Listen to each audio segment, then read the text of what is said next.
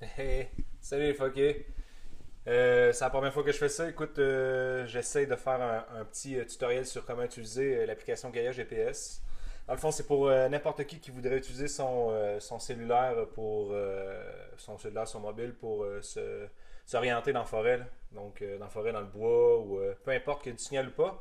C'est vraiment la force de cette application-là. Ça fait en sorte qu'on peut s'en servir. Si on a pensé à notre affaire avant de manquer de signal, dans le fond, on peut s'en servir d'une d'une manière offline. Donc, on a l'application Gaia GPS qui est vraiment bien, en tout cas par rapport à tout ce que j'ai fait, le tour. Là.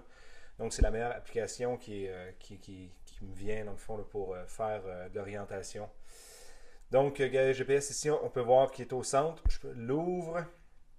Là, c'est sur un bout de carte quelconque. Si on veut se centrer la carte sur notre position, on clique sur le rond avec une croix dedans directement en haut, au centre. Dans le fond, là, on voit ici là, que je suis sur le chemin du lac à Saint-Norbert, la rue principale.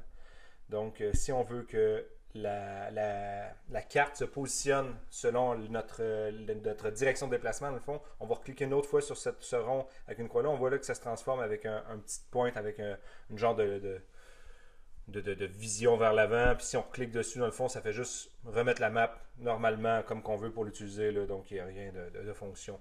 Si on regarde un peu le menu, ici en haut à gauche, on peut voir les différents. Il y a trois sections de menu. Il y a le main. Dans le fond, si on clique sur map, on vient à map. Le trip stats, dans le fond, c'est quand on fait un enregistrement de nos déplacements. On regarde un peu les statistiques, là, pas les statistiques, mais les données qu'il y a sur notre déplacement. Ensuite, on a les datas sauvegardées. On peut voir les datas sauvegardées récentes. On peut faire des dossiers pour sauvegarder des datas. On peut voir les tracés ici dans Tracks. Dans le fond, les tracés qui ont été faits avec l'application Gaia GPS. Si on vient, on peut aller regarder des routes, dans le fond, des tracés qui ont été projetés et dessinés avec Gaia GPS, donc pas été marché ou parcouru pendant que tu enregistrais tes déplacements, mais vraiment des routes que tu as projetées, mettons, tu as dessiné toi-même avec l'application. Il y a les waypoints, dans le fond, qui sont les points d'intérêt que tu as accumulés avec soit les tracks ou les routes que tu as faites. Il y a les maps. Ici à côté, ça c'est les maps que tu vas télécharger pour l'utilisation offline justement. Donc ça c'est la force de Gaia GPS. Mais la force surtout de Gaia GPS, c'est que ça nous permet d'utiliser des maps custom, dans le fond, que je vais expliquer dans une autre vidéo qui va être en lien de toute façon, comment on va le faire pour utiliser ces maps custom-là. Puis ensuite, en bas, tu as toutes les données sur Gaia GPS, dans le fond, les settings des accounts, ces affaires-là. Lock, je ne sais pas vraiment à quoi ça sert, puis c'est pas vraiment important, je pense que ça barre la map.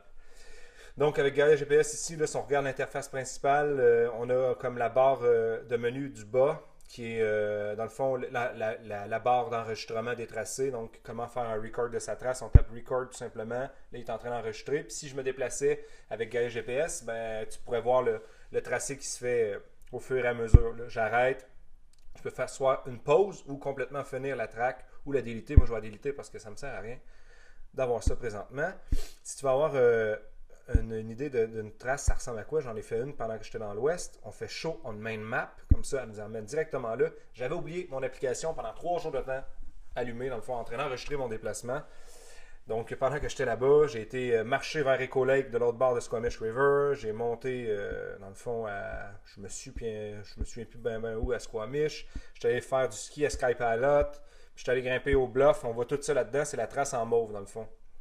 Donc, là, encore une fois, là, on était complètement dans l'ouest du Canada. Si on revenait sur notre position, on a juste à taper sur le rond. Paf, on est revenu à notre position et on remet ça en mode normal. Donc, il y a plein de choses à faire avec l'enregistrement de ces déplacements. Puis, tu peux aussi prendre des photos. Sûrement que ça va se positionner avec tes coordonnées GPS de la photo.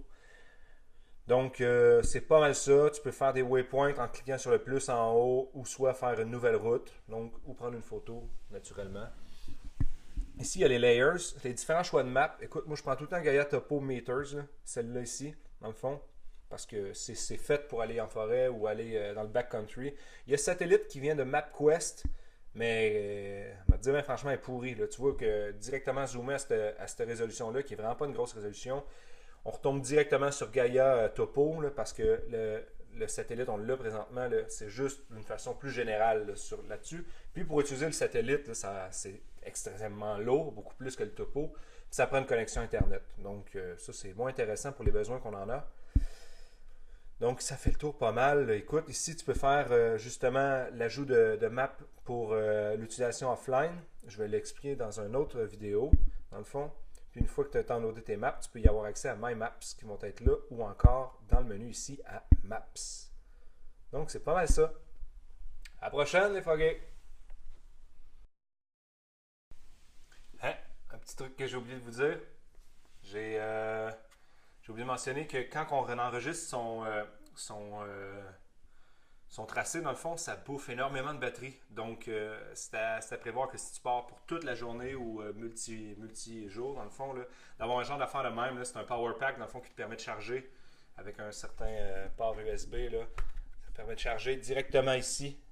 Donc, ton cellulaire, lui, il a 5 charges, je pense que. Lui, c'est un Brampton, mais ça a été discontinué, je pense, ce power pack-là. Go Zero en font des excellents que tu peux trouver sur l'accordé ou Mec, de toute façon. Donc, je te conseille fortement d'en procurer un, d'en faire de même.